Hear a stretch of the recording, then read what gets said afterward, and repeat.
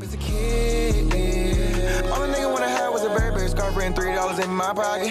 Instead I got beat with a switch, but I don't give a fuck, but it's on my body. Scars all up on me, but I run around from everybody. Life lesson learned, I better learn from this bitch, nobody. She pushed me around, she didn't give no motherfucks about it. She broke my heart 3 times, but I ain't getting...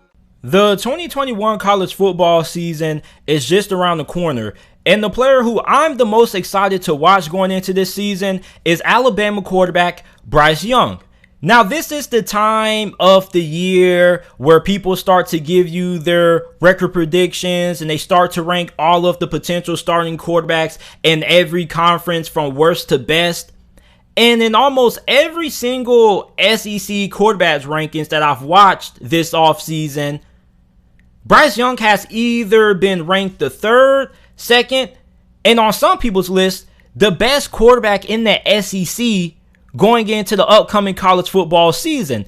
And what's shocking about that is that some people have him ranked as the best quarterback in this conference, and he hasn't even started a single game at quarterback for Alabama.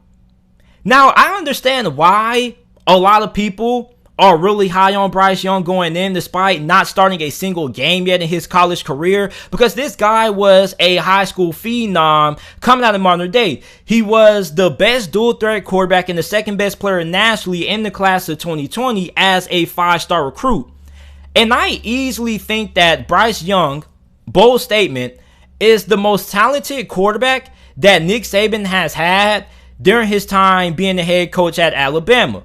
Now, I know that's a bold statement because Nick Saban has had some really great quarterbacks during his time at Alabama. You had A.J. McCarron, who won a lot of national championships at Bama. You got Mac Jones recently, who just got drafted in the first round by the New England Patriots. You got Tua Tagovailoa. You had Jalen Hurts. So there has been a lot of great quarterbacks who have walked through the doors of Alabama. But I think that Bryce Young may be the most talented out of any of those quarterbacks. And the reason for that is because this guy has a missile for an arm. And on top of that, he can make defenders miss in the open field. He has a good amount of speed. He doesn't have like game-breaking speed like a Lamar Jackson. But if you give him some running room, he can easily gas you for a 30, 40-yard touchdown. And when I watch Bryce Young, I see a lot of similarities in his game to Russell Wilson.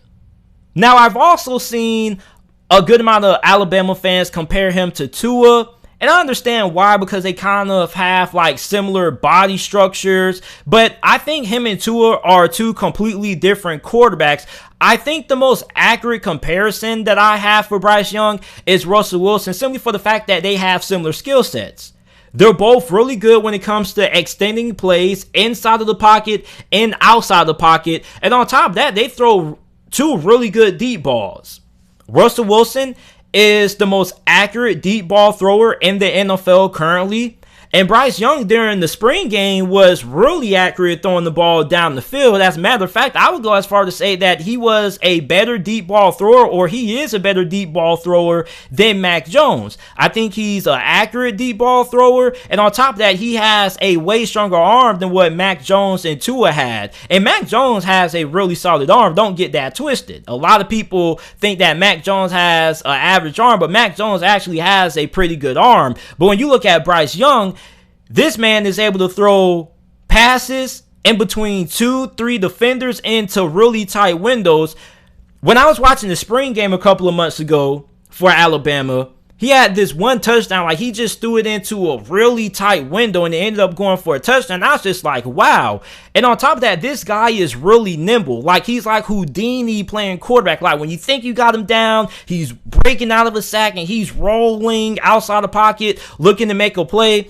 And one thing that I'm really impressed about Bryce Young is that most of these young quarterbacks coming out of high school, when they get outside the pocket, they look to run instead of looking to pass. But when you look at Bryce Young, when he gets outside the pocket, he's not looking to run. he's still scanning the field, looking for open wide receivers down the field, which is something I really love out of Bryce Young because, like I mentioned, a lot of these young quarterbacks coming out of high school, their first instinct when they break that initial sack and they get outside the pocket is to tuck in and run. But with Bryce Young, he keeps his eyes downfield, and pretty much running is pretty much the second to last option in his repertoire because he chooses to wait for things to develop downfield. And another thing that I like about Bryce Young is the fact that I think he has pretty good ball placement. During the spring game, he was putting the ball in pretty good spots. And Alabama's defense, I think, was pretty much playing at, 80, 90%, despite how some people may want to put it. Sometimes starters don't put all their effort into it, but I think Alabama's defense was playing as good as what they could during the spring game, and Bryce Young was icing them up. And remind you that a lot of people are really high on Alabama's defense going into this year. Some people believe that Bama could have the best defense in the SEC this season. So when you look at Bryce Young, I was really impressed.